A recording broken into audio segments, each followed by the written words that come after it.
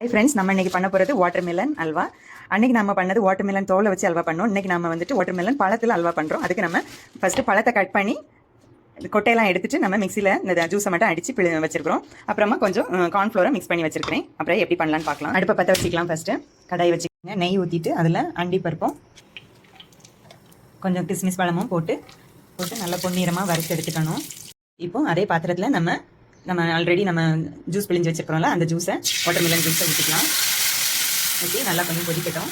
கொஞ்சம் கொதி வந்த உடனே நம்ம கொதி வந்துருச்சு. இப்போ நம்ம ஆல்ரெடி எடுத்து வச்சுருக்கிறோம்ல கார்ன்ஃப்ளவர் மிக்ஸ் பண்ணி தண்ணியில் மிக்ஸ் பண்ணி அதை ஊற்றிக்கலாம். ஊற்றி நல்லா கிண்டிக்கணும்.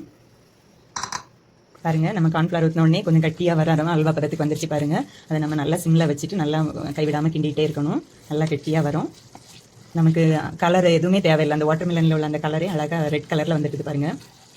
இப்போ நம்ம கொஞ்சம் சுகர் ஆட் பண்ணிக்கலாம். 2 ஸ்பூன் போட்டுக்கிறோம். இப்போது இந்த ஸ்டேஜில் கொஞ்சம் கூட நம்ம நெய் ஆட் பண்ணிக்கலாம். நெய் ஆட் பண்ணிவிட்டு நல்லா கிண்டுவோம்.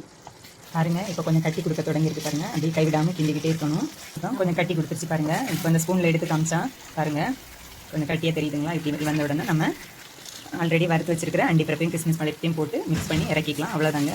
இப்போ பாருங்கள், இதை நம்ம ஒரு பவுலுக்கு ட்ரான்ஸ்ஃபர் பண்ணிக்கலாம். பாருங்கள், எவ்வளோ அழகாக சூப்பராக பார்க்கவே நல்லாயிருக்கு. பாருங்கள், இங்கே பாருங்கள், சூப்பராக அல்வா ரெடி ஆயிடுச்சுங்க. சாப்பிட்டு பார்த்துட்டு சொல்கிறேன் எப்படி வந்திருக்குதுன்னு. சூப்பராக வந்திருக்குதுங்க. நம்ம திருநெல்வேலி அல்வா மாதிரி செமையாக இருக்குது. அதே சாஃப்டோட வந்திருக்குது. நீங்களும் இதை செய்து பார்த்துட்டு சாப்பிட்டு பார்த்துட்டு கமெண்ட் பண்ணுங்கள். பாய்.